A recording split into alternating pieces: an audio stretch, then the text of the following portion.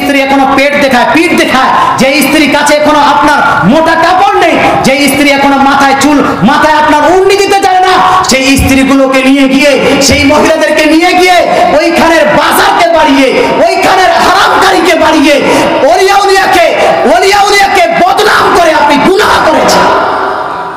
কি করেছেন বাপ? গুনাহ করেনি তো উরুসে গেলাম, মাজারে গেলাম, নেকিটা করে নিলাম, এত ধারণা আপনার ভালো না। না মুসলমান, সব ভালো কাজ করতে গিয়ে আপনি ভালো কাজ যদি নিয়ম মোতাবিক করেন তাহলে সেখানে নেকি পাবেন, আর যদি নিয়ম মোতাবিক না করে নেকি হবে না গুনাহ।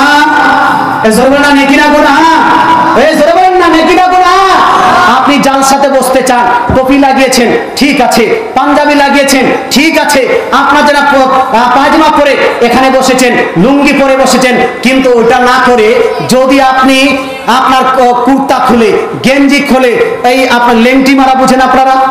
বুঝেন লেংটি মেরে যদি আপনি স্টেজে এসে আর জালসা শুনতে চায়, নেকি হবে না গুনাহ? হুজুর কি করে গুনাহ হলো? আমিও জালসা শুনছি, ওই মৌলভী সাহেবও জালসা শুনছে, ও হচ্ছে নেকি, আমার হচ্ছে গুনাহ। কেন?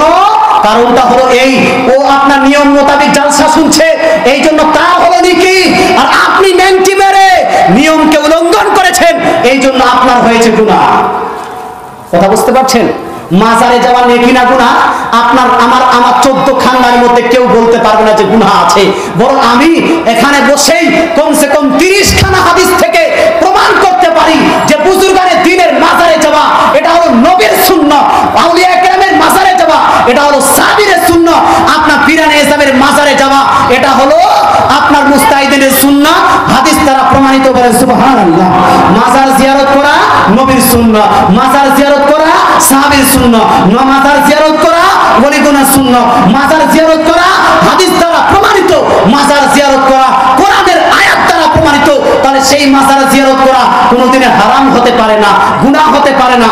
কিন্তু ওই মাজার জিয়ারত করতে গিয়ে যদি সিস্টেম আপনি ফেল করে ফেলেন, নিয়ম মোতাবিক না যান, যদি সিস্টেমকে উল্লঙ্ঘন করে ফেলেন, নেকি হবে না গুনাহ বাপ? জোরে বলেন না, নেকি না গুনাহ? গুনাহ হবে না নাকি? গুনাহ হবে। তাই বলতে চাই মুসলমান, মান্নত প্রসঙ্গে একটু আলোচনা করতেই হয়। মান্নত করতে যদিও আল্লাহ বলেননি, রাসূল বলেননি, তবে যদি কোনো ব্যক্তি মান্নত করেই ফেলে, সেই মান্নতটা দেখতে হবে। সেই মান্নতটা আসলে দুই প্রকার হতে পারে, একটা হলো জায়েজ মান্নত, একটা হলো নাজায়েজ মান্নত। জায়েজ এবং নাজায়েজ মান্নত, শুনুন, যদি জায়েজ মান্নত করেন তাহলে সেটা পূরণ করা হলো ওয়াজিব, আর যদি নাজায়েজ মান্নত করেন তাহলে সেটা পূরণ করা হলো গুনাহ। কথা বোঝা গেল? নাজায়েজ মান্নত, যেমন আপনি যদি মান্নত করেন যে মুহররমের মাসে আমি ঢোল বাজিয়ে আপনার লাঠি খেলা করে আমি বাজার লাগাবো, এইরকম মান্নত করলে এটাকে মান্য করা যাবে? এটা নেকি নয়। দৌড়াহা জানেন? দৌড়াহা জানেন? আপনার দেশে অনেকগুলো জায়গায় এই রতুয়ার দিকে দৌড়াহা ছাড়া হয়, দৌড়াহার মান্নত করলে গুনাহ হবে। তারপর ঝাড়নি বুঝেন আপনারা? ঝাড়নি আছে, ঝাড়নি আপনার এলাকায় মুহররম মাসে ঝাড়নি করা হয়। ঝাড়নি এবং মরসিয়া, এই মরসিয়া এবং ঝাড়নিয়া যেটা আপনাদের এলাকায় প্রচলিত আছে, এই প্রচলিত মরসিয়া এবং ঝাড়নি হলো নাজায়েজ। সুতরাং কেউ যদি এই ঝাড়নি এবং আপনার মরসিয়ার কেউ যদি মান্নত করে, সেটা আপনার মান্য করা যাবে না, সেটা পূরণ করে এটা হলো নাজায়েজ মান্নত।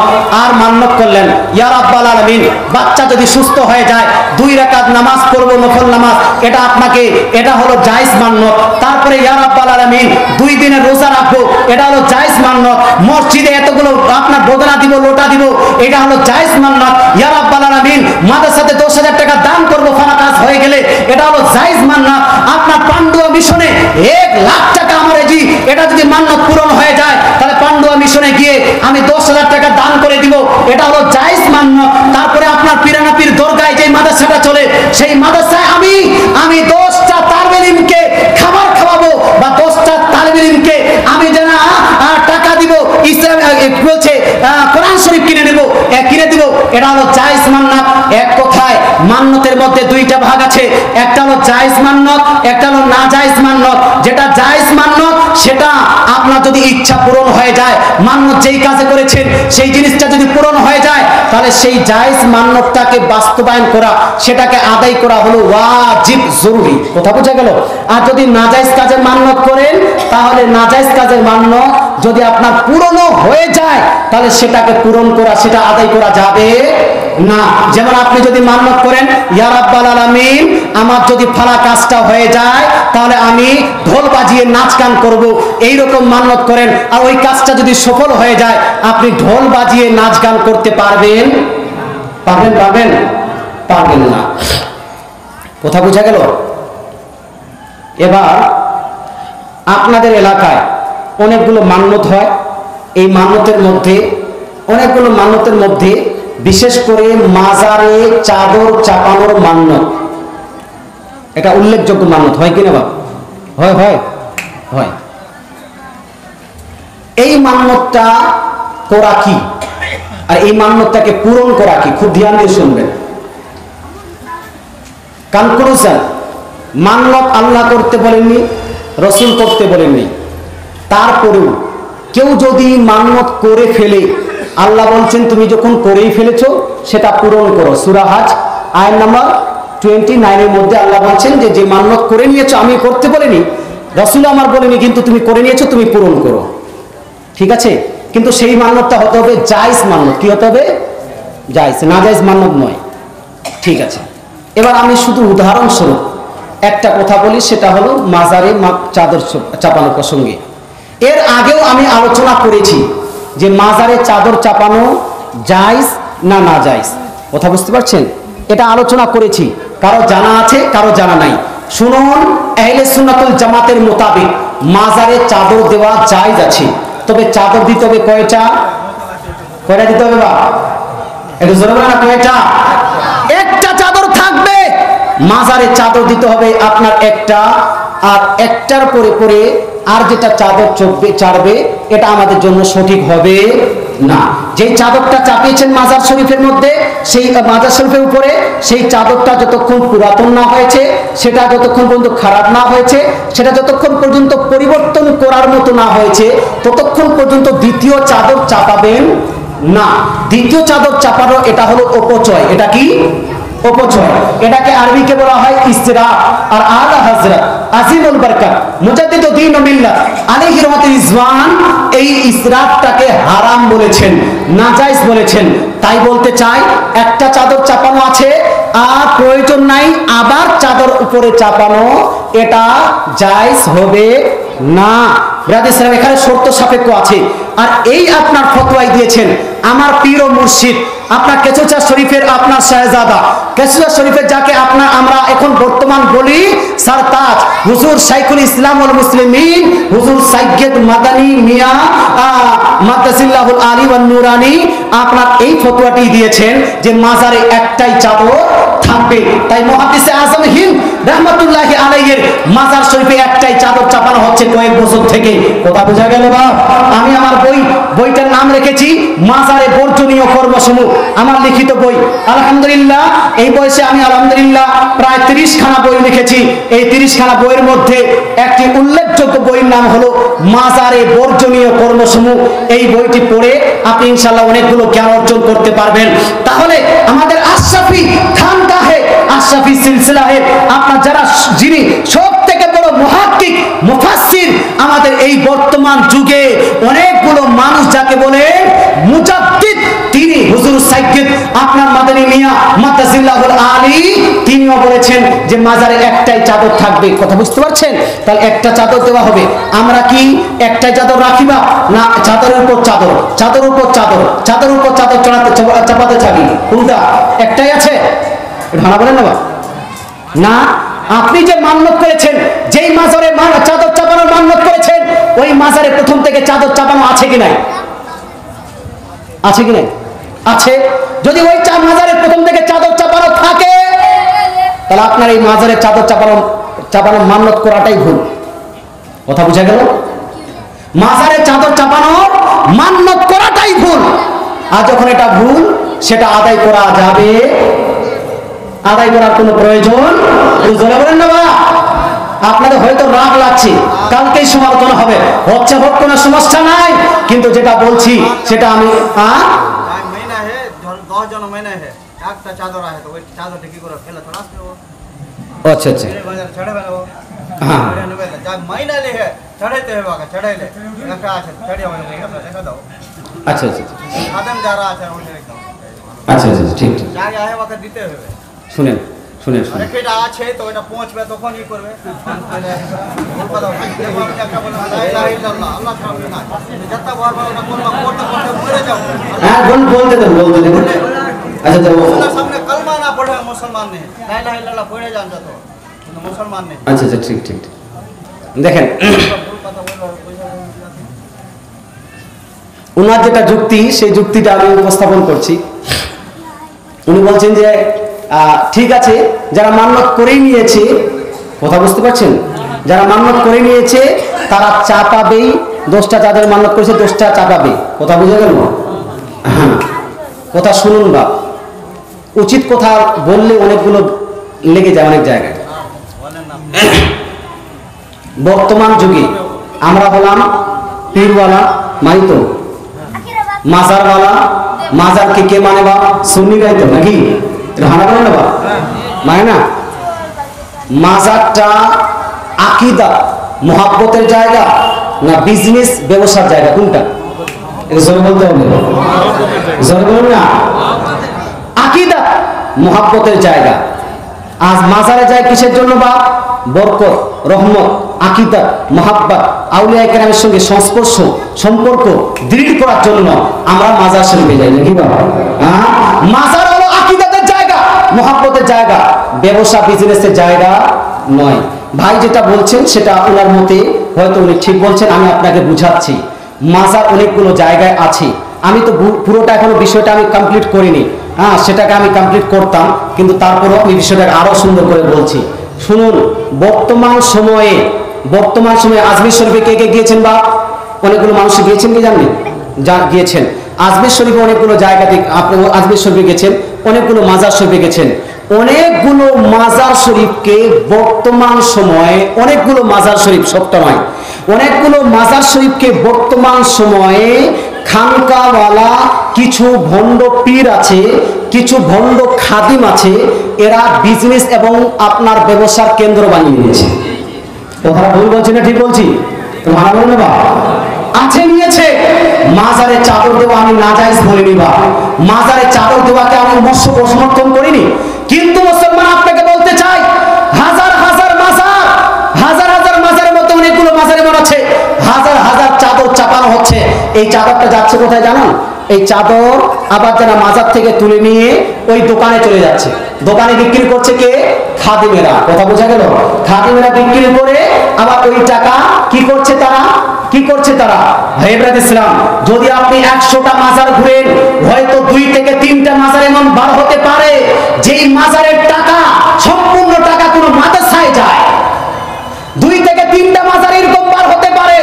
অধিকাংশ মাজার শরীফে আপনার যেই টাকাগুলো দেওয়া হয়, যেই আপনার চাদরগুলো দেওয়া হয়, যেই পয়সাগুলো পড়ছে, সেটা খাদিমরা খাচ্ছে। কে খাচ্ছে বা?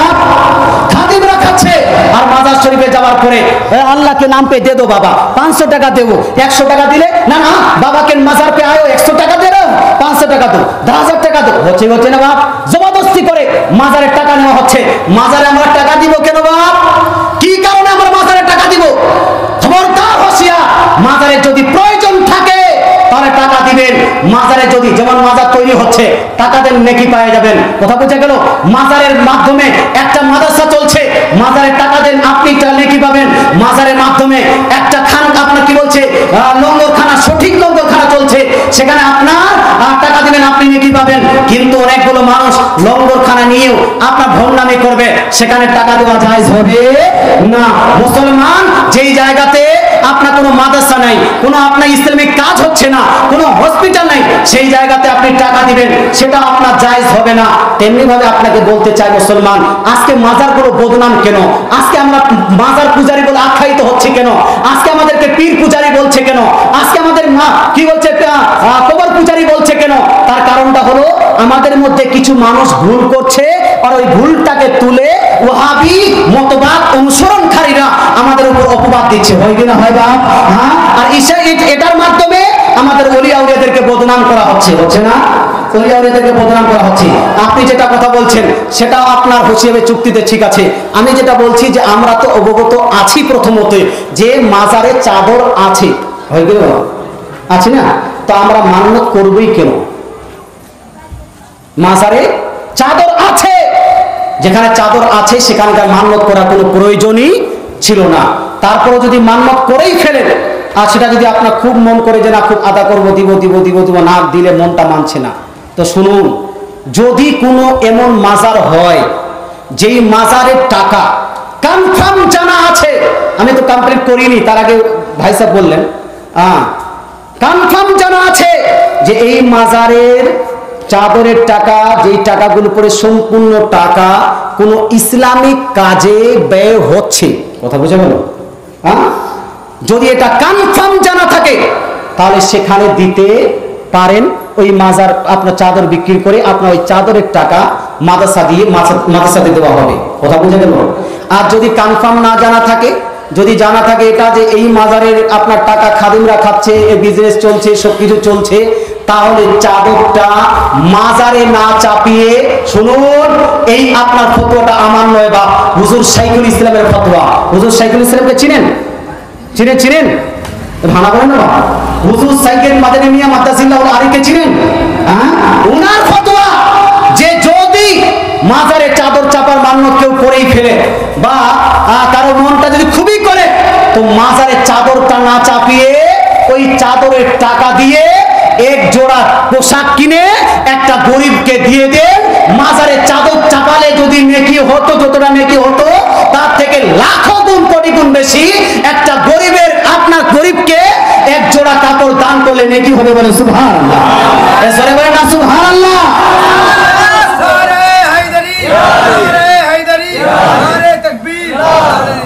আমাদের পীর, আমাদের ওলিগণের আপনার চাদরের প্রয়োজন নাই। শুনুন, কালিয়াচকের মানুষ নিজেকে বড় সুন্নি বললেই সুন্নি হতে পারবেন না। নিজেকে পীর মাননেওয়ালা বললেই পীর মাননেওয়ালা হয়ে যায় না।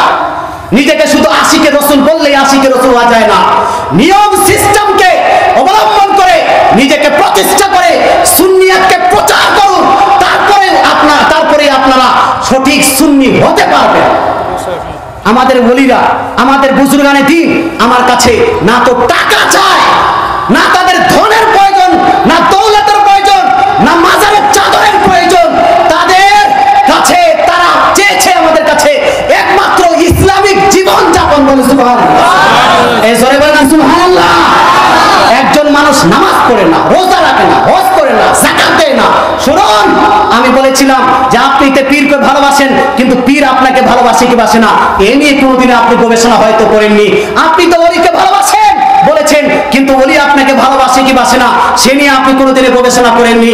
শুনুন, আপনার যেই পীর, আপনার যেই ওলি, আমাদের যে বুজুর্গানে দিন ভারতের মুখে ইসলামকে প্রচার করেছেন, প্রতিষ্ঠা করেছেন, তারা আমার কাছে শুধু মাজারের চাদরটা চাননি, আমার কাছে মাজারের আপনার জিয়ারত চাননি, বরং আমাদের কাছে চেয়েছিলেন আমরা যেন ইসলামের উপর, কোরআনের উপর আমল করে, হাদিসের উপর আমল করে, নবীর আদর্শে আদর্শিত হয়ে নিজের জীবনকে অতিবাহিত করতে পারি।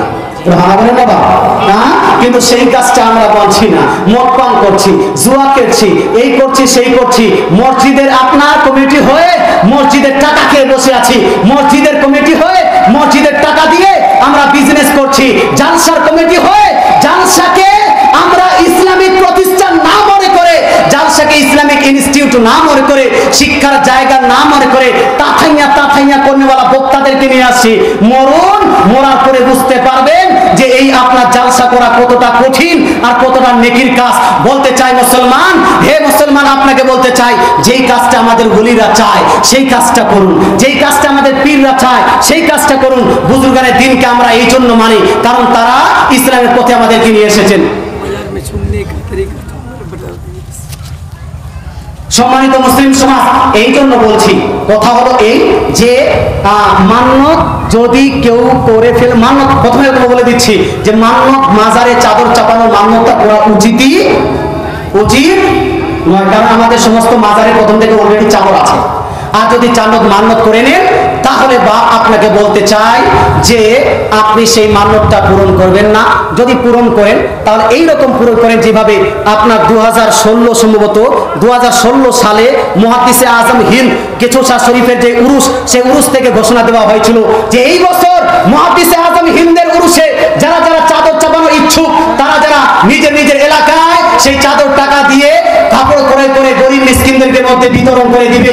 এটাই সেটা আপনার মুহাদ্দিসে আজম হিন্দের আপনার মাজারে চাদর চাপানো হয়ে যাবে বলে সুবহানাল্লাহ। সম্মানিত মুসলিম সমাজ, আপনি মাজারকে সম্মান করুন, কিন্তু কোন ভণ্ড খাদিমকে সম্মান করা যাবে না। মাজারকে ইজ্জত করা যাবে, কিন্তু যারা ব্যবসা বাণিজ্য করছে, যারা মাজারকে নিয়ে ইজ্জত না ব্যবসা বাণিজ্য করছে, তাদের ব্যবসা বাণিজ্য আমরা বাড়াতে পারবো না। আল্লাহ তাআলা আমাদেরকে বুঝার তৌফিক দান করুন, আল্লাহ তাআলা আমাদেরকে আমল করার তৌফিক দান করুন। সম্মানিত মুসলিম সমাজ, মান্নত নিয়ে একটু আলোচনা করলাম। কাকু আপনি হয়তো একটু রেগে গেছেন, একটু পরীক্ষণে আরো দিন আলোচনা, আমি আপনার কথাতে কিন্তু রাগিনি। আপনি আরো মৌলানা সাহেবদের সঙ্গে আলোচনা করবেন, এটা নিয়ে আরো ভাববেন, কারণ আমি বলেছিলাম আগেই যে আজকে এমন কিছু কথা বলতে যাচ্ছি যেটা হয়তো আপনার কাছে নতুন, কিন্তু সাটাঙ্গা পাড়া না হলে এই কথা আমি বলতে সাহস পেতাম, বলেছিলাম কি না? সাধারণ করা না হলে এই কথা আমি বলতে সাহস পেতাম না। এখানে আমার হুজুরও আছেন, হুজুর তাজুল আউলিয়া, হুজুর আপনার তাজুল হুজুর সৈয়দ আপনার জালাউদ্দিন আশরাফ আশরাফি আল জিলানী মাদ্দাজিল্লাহুল আলী, তিনি উপস্থিত আছেন। তিনার সন্তান হুজুর সৈয়দ আপনার মাজ আশরাফ আশরাফি আল জিলানী রাহমাতুল্লাহি মাদ্দাজিল্লাহুল আলী, তিনি উপস্থিত আছেন। আলহামদুলিল্লাহ, এই অধম কেচুসা শরীফের মধ্যে হুজুর বাবায়ে কওম মিল্লাত হুজুর তানভীর আশরাফ আশরাফি আল জিলানী আপনার মাজার শরীফের পাশে যেই আপনার মাদ্রাসাটা পরিচালিত হয়, মাদ্রাসাটা আছে আমিরুল উলুম সিমনানিয়া। এই আমিরুল উলুম সিমনানিয়ার মধ্যে 6 বছর পড়াশোনা করেছি মাকদুম পাকের দরবারে।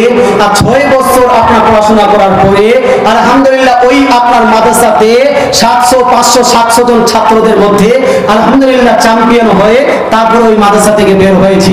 ব্রাদার ইসলাম, আমি কোনো অন্য জায়গার লোক নেই, এই জন্য বিষয়টা আপনাকে প্রেসার দিয়ে বলছি না।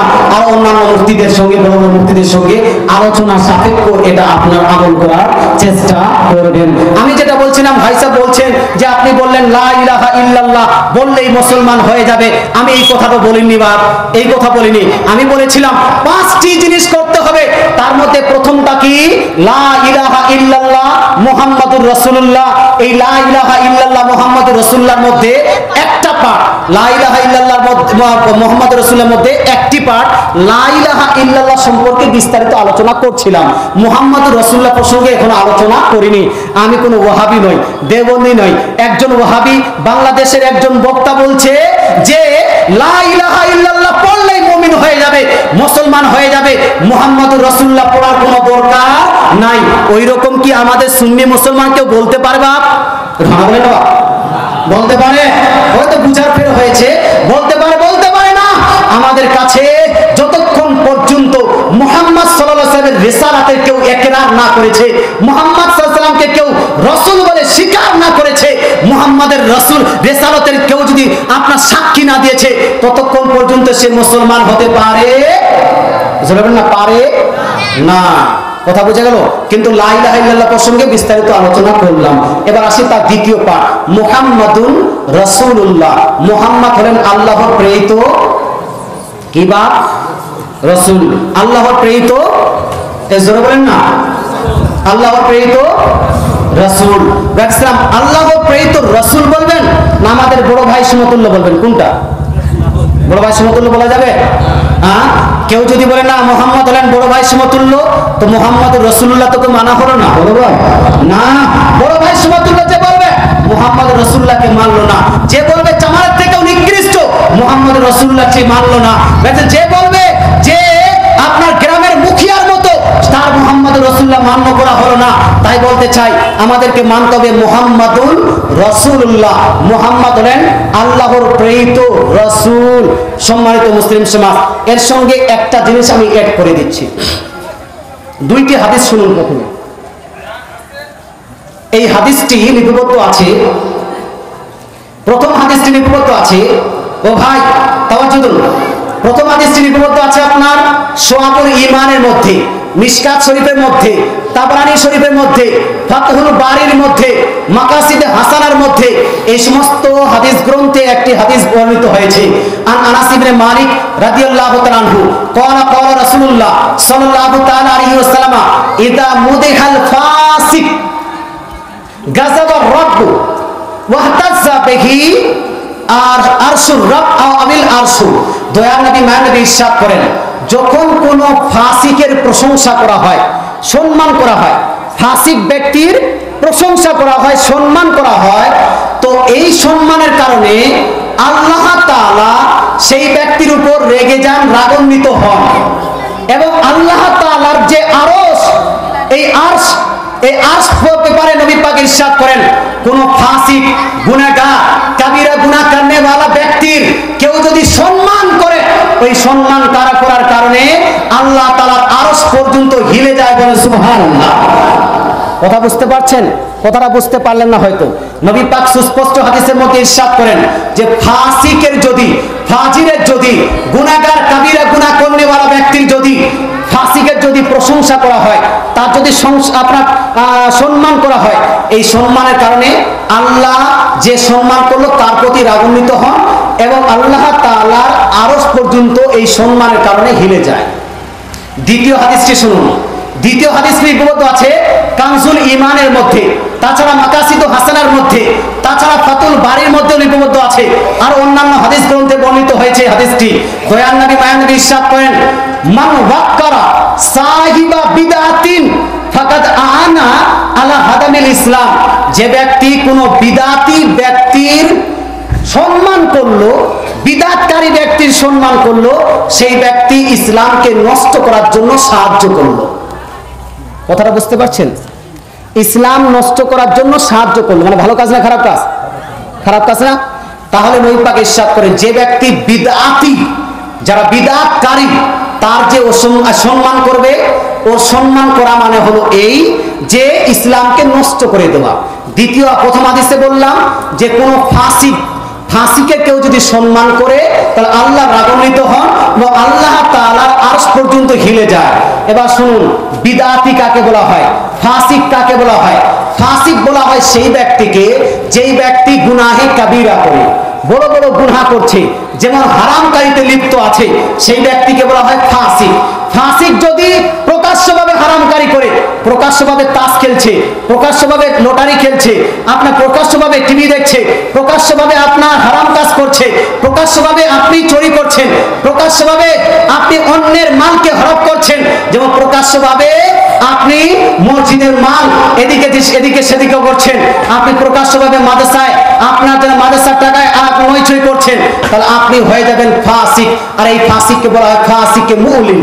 আর যদি প্রকাশ্যভাবে না করে, তাকে বলা হবে ফাসিকে গায়র মুলিন।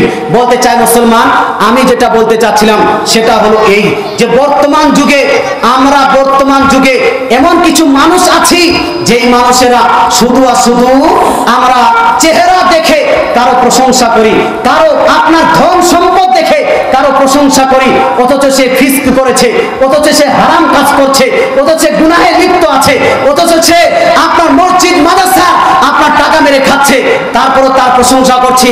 দয়ার নবী মায়ার নবী ইরশাদ করেন, ফাসিকের প্রশংসা করা মানে হলো ইসলামকে নষ্ট করে দেওয়া। আর বিদআতের প্রশংসা করা যাবে না। মুহাম্মাদুর রাসূলুল্লাহ এর ব্যাখ্যাতে এই হাদিসটা নিয়ে কেন নিয়ে আসলাম?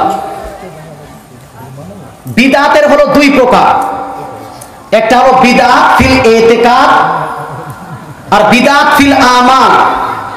আমলের মধ্যে বিদআত কাজ করা, আমলের মধ্যে বিদআত কাজ করা। যেমন আপনার কালিয়াচকে একটা কারবালা ময়দান আছে কিনা? জোরে বলুন, আছে কিনা? আছে না? কারবালা নাম কেন রেখেছেন বাপ? হ্যাঁ, স্পষ্ট হাদিস, স্পষ্ট ফতোয়া দিচ্ছি।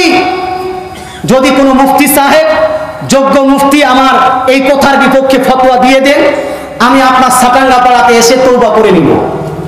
কথা বুঝা গেল? কিন্তু সঠিকটা জানার চেষ্টা করবেন। কারবালা বিশ্বের মধ্যে একটাই জায়গা, সেটা হলো ইরাকের সরজমিনে, যেখানে ইমাম হুসেন রাদিয়াল্লাহু তাআলা আনহু মুহররম মাসে 10 তারিখে শহীদ হয়েছেন। বিশ্বের অন্য জায়গাকে কারবালা মানা হলো, কারবালা বলার অর্থ হলো আসল কারবালার তাওহীন এবং অসম্মান করা। কথা বুঝতে পারছেন? এখনো মাথায় ঢুকেনি, এখনো মাথায় ঢুকেনি। শুনুন, আমি এই জন্য বলছি, কালিয়াচকের মানুষ নিজেকে শুধু খালি পিওর সুন্নি বললে হবে না, কাজও আপনার সুন্নির মতো করতে হবে। শুধু হুসেইনি বললে হবে না, হুসেন রাদিয়াল্লাহু তাআলার প্রেমে সঠিক হুসেইনি হতে হবে। শুনুন, কারবালার ময়দান একটাই ছিল, সেটা হলো আপনার ইরাকের সরজমিনে, সেই জায়গাতে, যেই জায়গাতে হুসেন রাদিয়াল্লাহু তাআলা আনহু এবং আহলে বাইতকে আপনি তো জীবনীতে শুনছেন 7 দিন 5 দিন ধরে কিভাবে নির্মম ভাবে অত্যাচার করে এই আপনার নবী পাক সাল্লাল্লাহু আলাইহি ওয়াসাল্লামের বংশধরকে অত্যাচার করে তাদেরকে শহীদ করা হয়েছে। যেই জায়গাতে, সেই জায়গার নাম হলো কারবালা, কারবালা সেই জায়গার নাম। এবং আপনার জানা ওই কালিয়াচকে একটা জায়গার নাম আপনি কারবালা দিয়েছেন। আপনার এখানে একটা কারবালা মাঠ তৈরি করবেন, আর কারবালাতে হচ্ছে কি বা কালিয়াচকের কারবালা কি হয়, আর আসল কারবালা কি হয়? আসল কারবালায় সেখানে হয়েছে এই যে চতুর্দিক থেকে 22,000 সেনাবাহিনী আমার ইমাম হুসেন রাদিয়াল্লাহু তাআলা উপরে তীর মেরেছেন।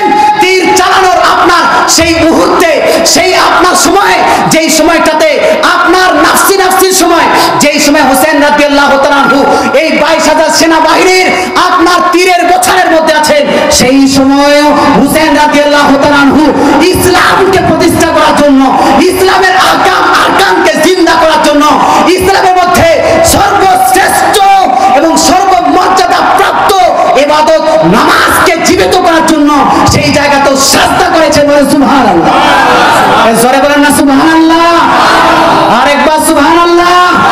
আর আপনার কালিয়াচকের কারবালাতে কি হয়? কালিয়াচকের কারবালায় হুসেন রাদিয়াল্লাহু তাআলা ওই কারবালার ময়দানে, আসল কারবালার ময়দানে যেই জিনিসকে প্রতিষ্ঠা করেছেন, এই কারবালা সেই আপনার সেই জিনিসকেই ধ্বংস করা হচ্ছে কি হচ্ছে না? ভাড়া বলুন না বা। হ্যাঁ, আপনার কালিয়াচকের কারবালায় গিয়ে আসরের সময় কে নামাজ পড়ে? একটু হানা বলুন না, পড়ে কেউ? হ্যাঁ, মুগরিবের সময় কেউ নামাজ পড়ে? ইয়া হুসেন, ইয়া হুসেন, ইয়া হুসেন মানে জান দিয়ে দিবে। ভাড়া বলুন না বা। হ্যাঁ, জান দিয়ে দিবে, হুসেন হুসেন বলে। কিন্তু বা আসল কাজ, যেই জন্য হুসেন রাদিয়াল্লাহু তাআলা শহীদ হয়েছেন কারবালার ময়দানে, কিসের কারণে? এজিদের বন্দবাসীকে বন্ধ করার জন্য, এজিদের মনস্টামিকে বন্ধ করার জন্য, এজিদের হারামকারীকে বন্ধ করার জন্য, এজিদের নর্তকীকে বন্ধ করার জন্য, এজিদের আপনার শরাবনশীকে বন্ধ করার জন্য, এজিদের নাচ গানকে বন্ধ করার জন্য, এজিদের আপনার পাপি তাপি যে কাবা শরীফে আপনার জানা কি বলছে আগুন লেগেছে, তার আপনার অত্যাচারকে বন্ধ করার জন্য আপনার ওই এজিদের বিপক্ষে হুসেন রাদিয়াল্লাহু তাআলা বায়াত গ্রহণ না করে সেখানে শহীদ হয়েছেন। কিন্তু আমরা কি করছি? সেই কারবালাতে গিয়ে আমরা যেন হারাম কাজ করছি, বাজার সেই কারবালাতে লাগাই, মেয়েদেরকেও সেই কারবালাতে নিয়ে যাই, সেই কারবালাতে মৌজ মাস্তি এন্টারটেইনমেন্ট সবকিছু হচ্ছে কি হচ্ছে না?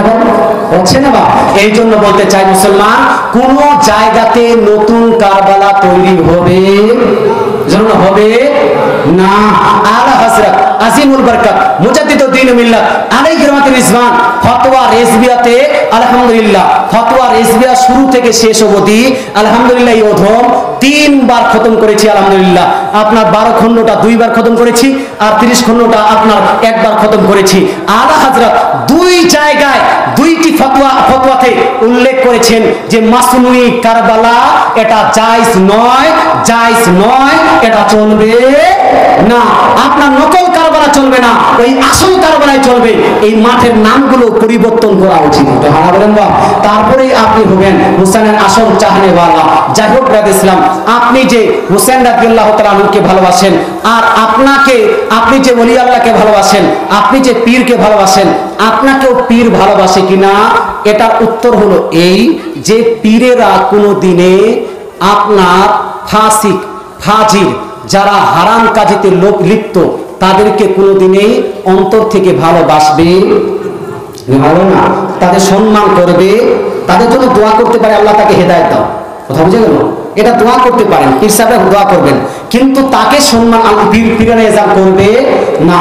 এই জন্য ফাসিক এবং ফাজির যদি আপনি হয়ে থাকেন, হারামে যদি লিপ্ত হয়ে থাকেন, হারামকে দূরীভূত করেন আর সঠিক কাজগুলো করেন। আমি আমার যে বক্তৃতার 4টি বিষয় দেখেছিলাম, 4টি বিষয়ে মধ্যে 2টি বিষয় 3টি বিষয় নিয়ে একটু আলোচনা করেছি, একটা বিষয় থেকে গেছে। ইনশাআল্লাহ তাআলা নেক্সট টাইমে যদি আপনার সাবাঙ্গা পড়াতে আসি তাহলে ইনশাআল্লাহ আলোচনা করব। এই আলোচনার মাধ্যমে একটি বিষয় খুব ক্রিটিক্যাল আলোচনা করলাম, সেটা হলো নাজর অর্থাৎ মান্যত প্রসঙ্গে। এই মান্যত প্রসঙ্গে আপনারা আলোচনা ওলামায়ে কেরাম কাছে করবেন গাজী ইসলাম। আর যেগুলো বিষয়ে আলোচনা করেছি এই বিষয়ের মধ্যে কাউকে যদি কোনো রকম কষ্ট লেগে থাকে, যেমন এই চাচা হয়তো যেন একটু রেগে গেছেন, আমি যদি কারো যদি কষ্ট লেগে থাকে, আচ্ছা আচ্ছা উনি বলছেন যে লাই লাইলে ব্যাখ্যা করেছেন, মোহাম্মদ রাসূল ব্যাখ্যা করেন, এই জন্য রেখেছিলাম। যাই হোক, কেউ যদি কোনো রকম কষ্ট পেয়ে থাকেন তাহলে আমি ক্ষমা প্রার্থী। এবং হাদিস ও কোরআনের মধ্যে মাসলা মাসাইল বলতে গিয়ে যদি কোনো রকম ত্রুটি করি তাহলে আমি প্রকাশ্য ভাষায় প্রকাশ্যভাবে আপনাদের দরবারে আর আল্লাহ তাআলা দরবারে আপনাদের সম্মুখে তওবা করতেছি। আস্তাগফিরুল্লাহ রাব্বি মিন কুল্লি জামবি ওয়া আতুবু ইলাইহি, আস্তাগফিরুল্লাহ রাব্বি মিন কুল্লি জামবি ওয়া আতুবু ইলাইহি, লা ইলাহা ইল্লাল্লাহু মুহাম্মাদুর রাসূলুল্লাহ সাল্লাল্লাহু তাআলা আলাইহি ওয়াসাল্লাম ওয়া মা আলাইনা ইল্লাল বালাগ। আসসালামু আলাইকুম ওয়া রাহমাতুল্লাহি ওয়া বারাকাতুহু। আল্লাহুম্মা সাল্লি আলা সাইয়্যিদিনা মাওলানা মুহাম্মদ আয়দা মা ফি মিল্লাহি সালাতান দাইম ওয়া দাওয়াল কিল্লা। রব্বানা তাকাব্বাল মিন্না ইন্নাকা আনতাস সামিউল আলিম ওয়া তুব আলাইনা ইন্নাকা আনতাত তাওয়াবুর রহিম। ওয়া সাল্লাল্লাহু তাআলা আলা খায়রি খালকিহি মুহাম্মাদিন ওয়া আলিহি ওয়া আসহাবিহি আজমাইন বিরহমাতিকা ইয়া আরহামার রাহিমিন বিহাক্কি লা ইলাহা ইল্লাল্লাহু।